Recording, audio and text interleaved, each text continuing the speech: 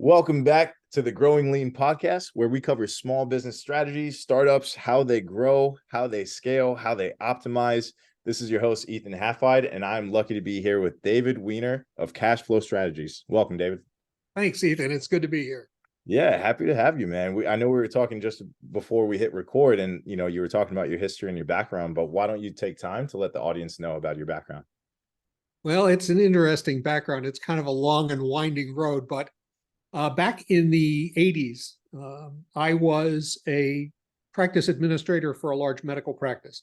I had been a chief operating officer for a medical billing company prior to that. So I knew a lot of medical and dental practices, and I went to work for the practice. And after 9 years, I got tired of all these other doctors calling me and asking me questions and stuff. So I decided I'm gonna leave here and become a consultant. So I went into medical and dental consulting from there, and worked with medical and dental practices. Mostly, this was in Akron, Ohio, but it quickly spread, and worked on the business side of the practices. Back in about, I think it was 2009 or so, I began to notice that the doctors kept coming to me saying, I'm working as hard as I can work. I'm seeing every patient I can possibly see. I'm just not making any money anymore. What do I do?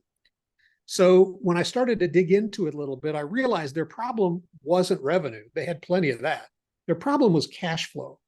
And I started to study cash flow, realized that's the big problem for most businesses in the United States. Especially and the ones that don't succeed, it's because of cash flow. Yeah. So I began to focus my consulting on cash flow and started turning around some of these practices. Well, I knew a lot of people in the area. I was by this time in Atlanta, Georgia, and was saying, okay, doc, you have problems in this area. You should call so-and-so and they can help you in that area. If you've ever worked with doctors, you probably are aware they're wonderful guys. They're just not the best business people in the world. And so they would never call these people, or they'd call them once, and when they couldn't get a hold of them. So the next time I met with the doctor, he was complaining about the same things over and over and over. So I finally decided, you know what, I'm just going to become all of these people. And I began to vet companies that did all of these things that I was referring the doctors out for. And I became an independent contractor with all of them, about 8 different companies. Wow. And that, with my consulting practice, all became cash flow strategies. And I founded Cash Flow Strategies. So we've gotten to the point now where we've expanded far beyond medical and dental practices, and I can work with pretty much any kind of a business. And in about 20 to 30 minutes, just talking with the owner, I can show them 3 or 4 ways that we could improve their cash flow pretty quickly. Nice. Whether it's collections, or whether it's getting them into a buyer's group, or there's all different kinds of things. If they own property, getting them a cost segregation study to save on taxes. And so, and then they can choose if they want to do something. I can work, with them and handhold them all the way through, become the face of that company to them. If they don't, we remain friends. I'll continue to consult with them, but it's worked out pretty well so far. Yeah, that sounds great. I was going to say, what is a buyer's group? I've never heard of that before. Different organizations have buying groups, or different specialties. Like there's a dental buying group. There's a number of them actually, where they pool their resources. The group buys things, supplies and everything that they need. They buy it from the group and save all kinds of money. Oh, wow. Oh, it's better than Sam's Club. Yeah. That's awesome. Hope you get a shiny new card like that, like a costume as well.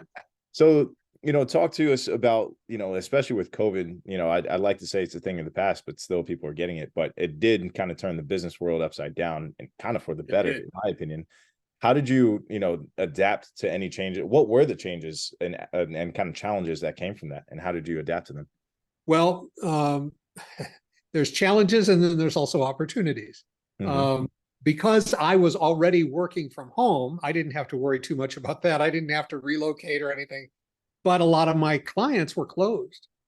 And that was tough because some of the doctors, some of the dentists were considered essential, and so they remained open.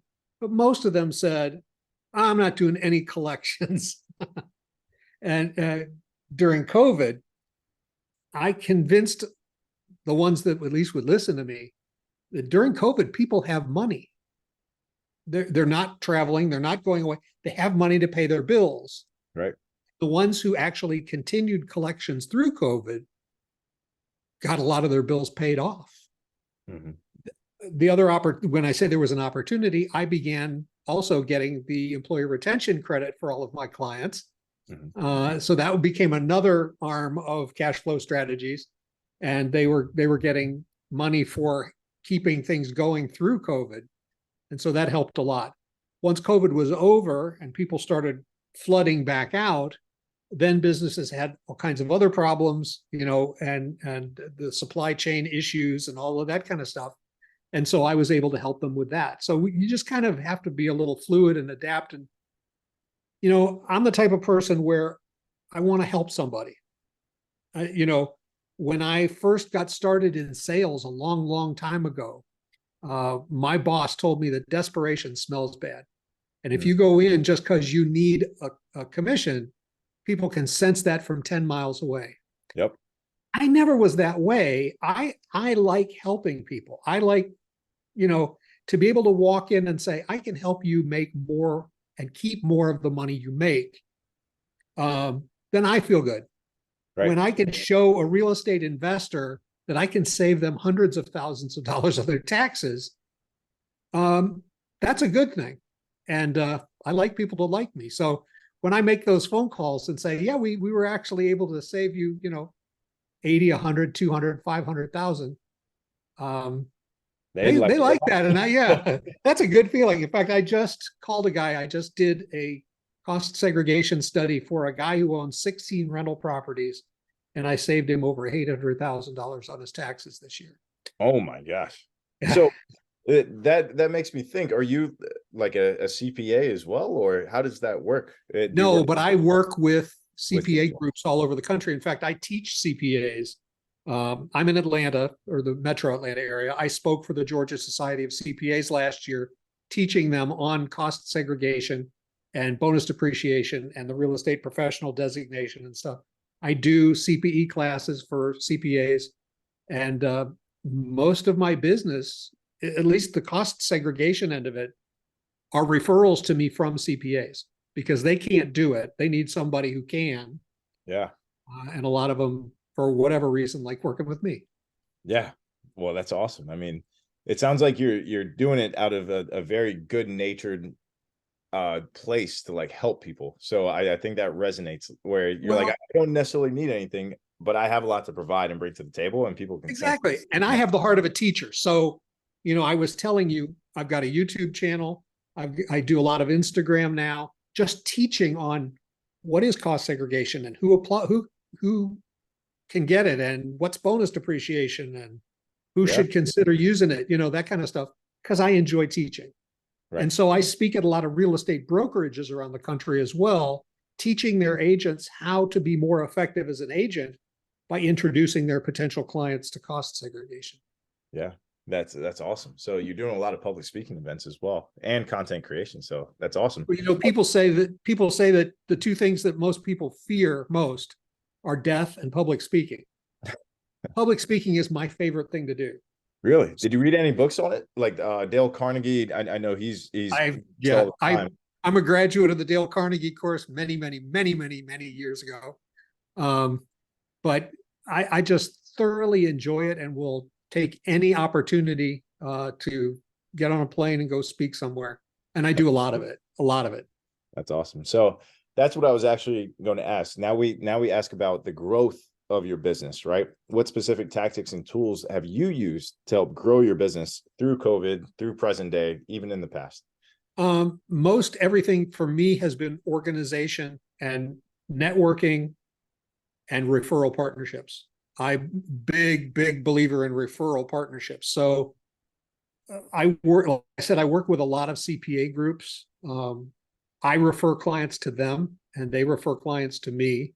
One of the biggest real estate CPA firms in the country, growing like crazy. All they do is real estate investors, refers all of their clients to me. And so that's just, speaking has been a big way that I've grown, both in the collections end, the medical and dental end, as well as the cost segregation end. So do you only work with medical and dental companies, or do you work with No, I work with all kinds of companies, Okay. you name it.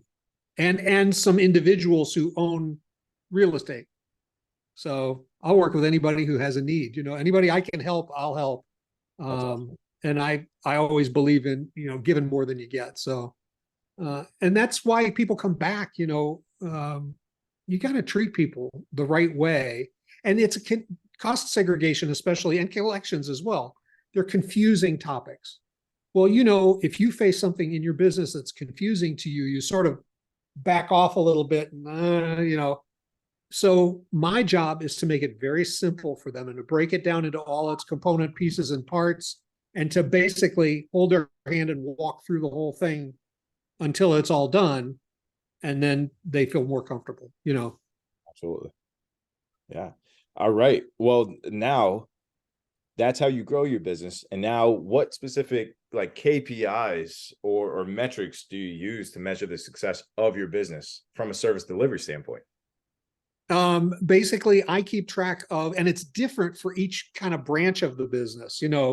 The collections, I monitor certain things. I monitor the amount that they've submitted to us, the amount that we've collected, how fast we've collected it, when they're actually submitting accounts to us, and that sort of thing, to make sure that we're performing.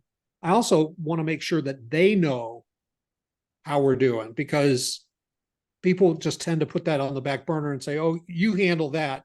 No, you really need to know. That's the consultant coming out of me. You need to know how your business is doing. Yeah. And so I'll teach them their KPIs, especially the medical and dental practices. And then my KPIs are a little bit different.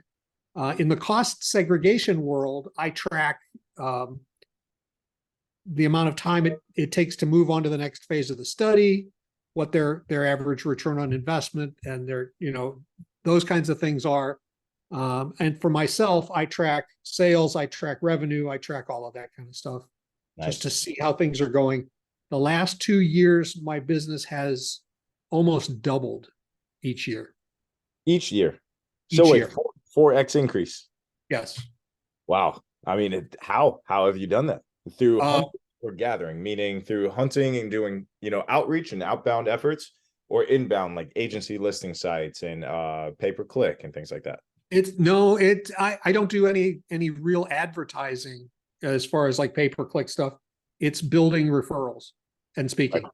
Nice. So strong network. Yeah. Network effect. Yeah. Awesome.